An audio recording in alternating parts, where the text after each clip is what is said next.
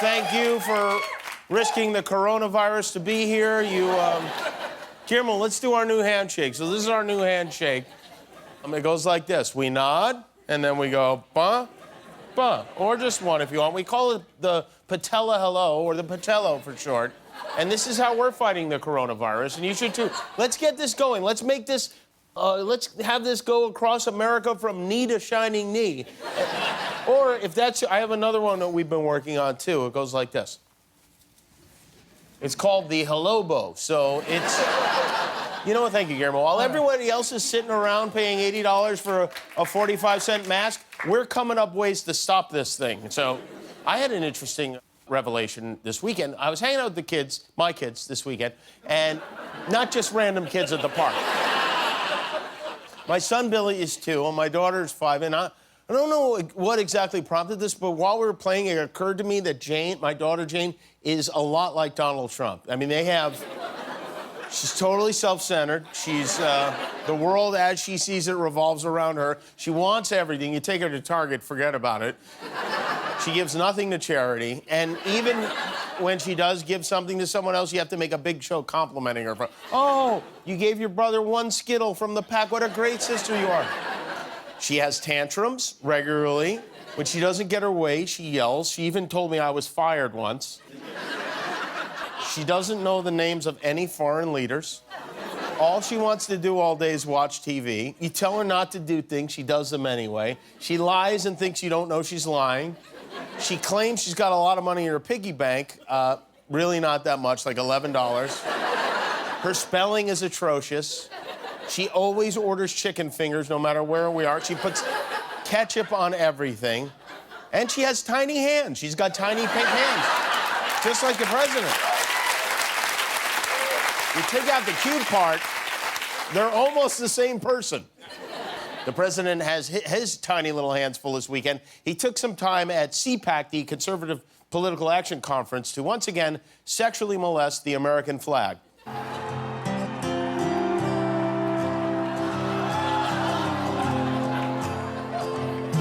I saw her today at the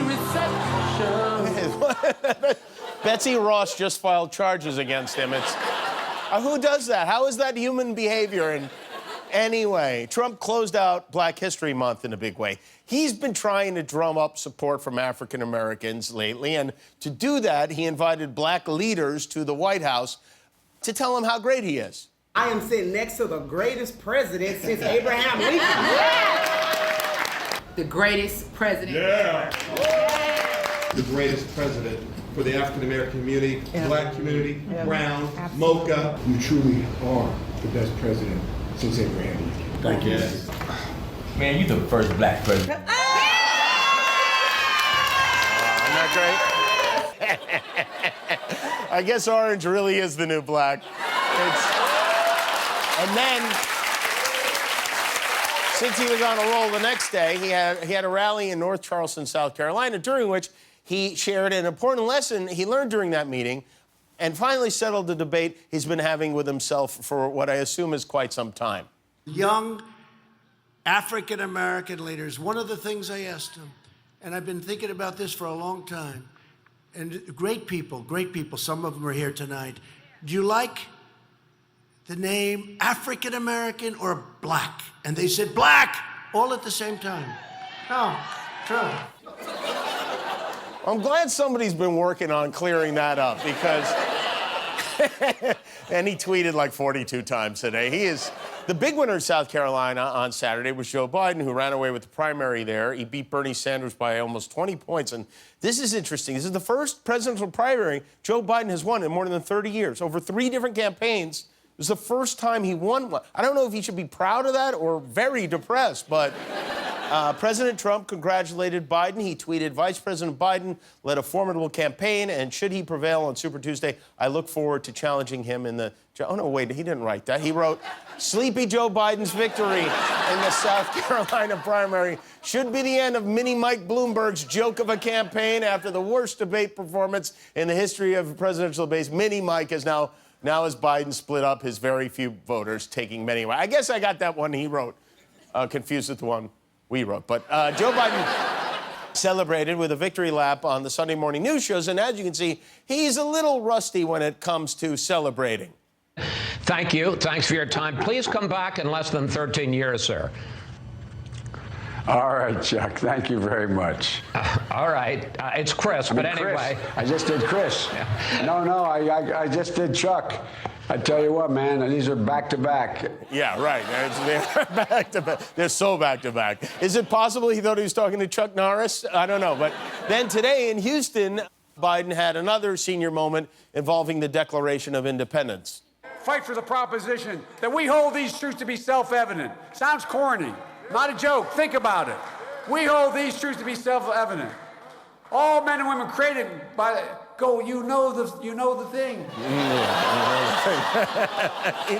You know the thing. And believe it or not, Joe Biden is now officially the youngest man running for the Democratic nomination, for real.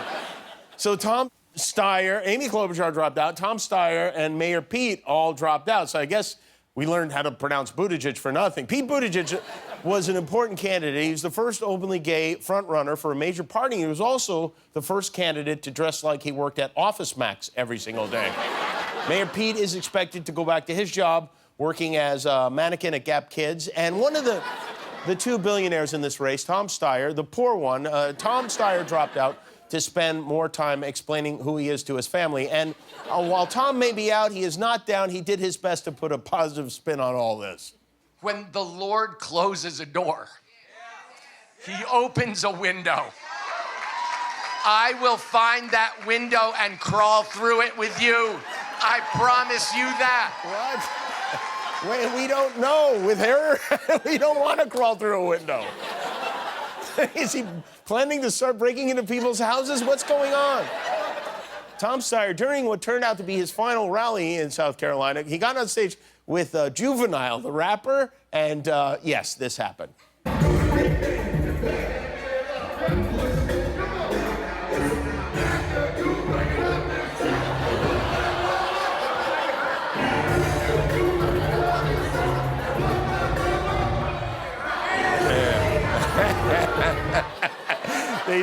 You know what? They say dance like nobody is voting for you. And I think that's what Tom Steyer did there.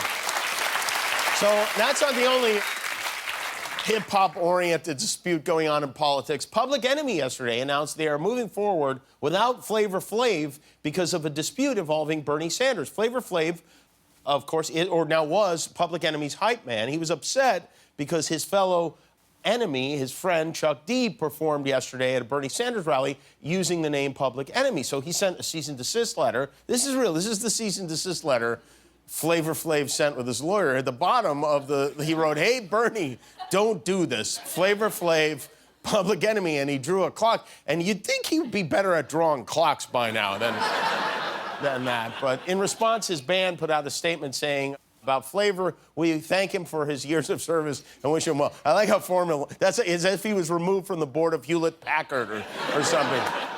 But Public Enemy has already found a replacement for Flavor Flav, and this guy comes with a snooze button, which is nice.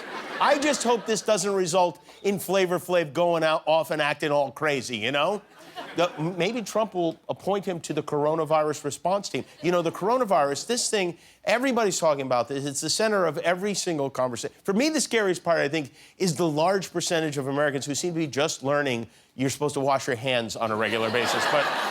But don't worry. No one should ever worry because the president has this under control totally. We haven't seen an increase, and people are getting better. Almost everybody that we see is getting better. And it could be everybody, too. Right, it could be everybody.